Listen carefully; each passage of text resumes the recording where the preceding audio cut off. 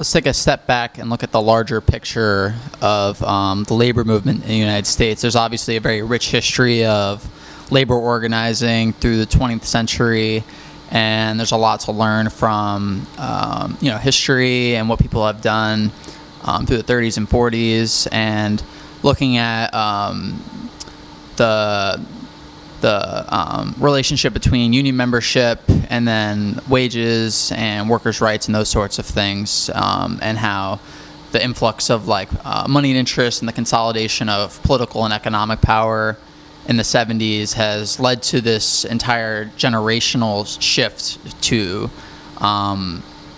decimating unions, lowering wages, and the kind of the financialization of our economy. So I think my question for you is, right now we're in the middle of, I think it would be a resurging labor movement. I think a lot of people are understanding what labor organizing entails, how building solidarity in the workplace can help politically, can help just in your day-to-day life, and people talk about resistance. I think this is a good example of how people can get involved very tangibly and make their communities a better place.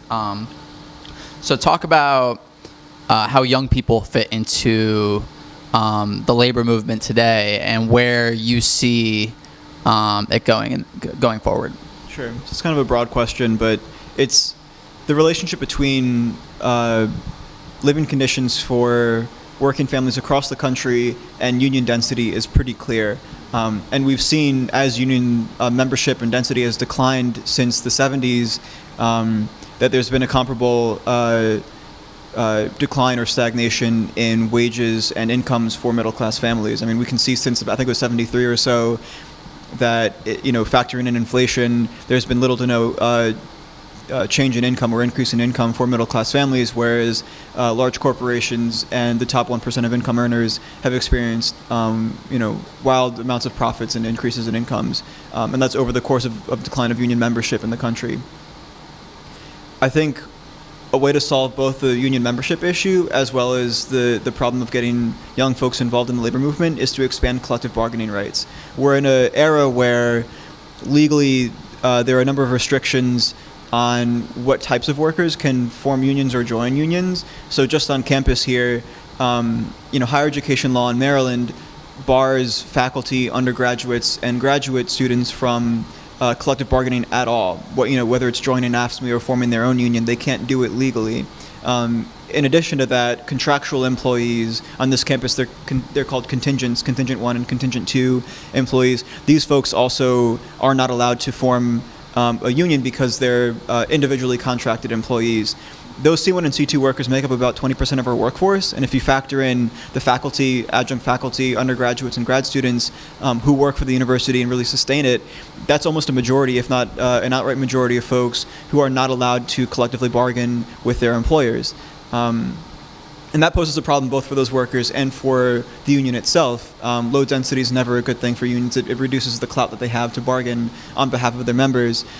So I think what needs to happen for the labor movement as a whole nationally going forward, but I think also for the campus, is making efforts to expand collective bargaining rights to include workers who have been previously unorganized, so particularly contractual employees, student workers, and adjunct faculty. These folks tend to be younger anyway, and as those folks get involved in the labor movement, I think the ability for unions to bargain for stronger contracts, not just for their members, but also for social justice demands that impact folks far outside their bargaining units, I think that'll become much more possible and effective. I think it's really interesting in terms of building that movement. I think if young people and students particularly get involved in this campaign that we're talking about, it really helps build the sense of solidarity when it comes to collective bargaining for grad students or for these contingent workers, right?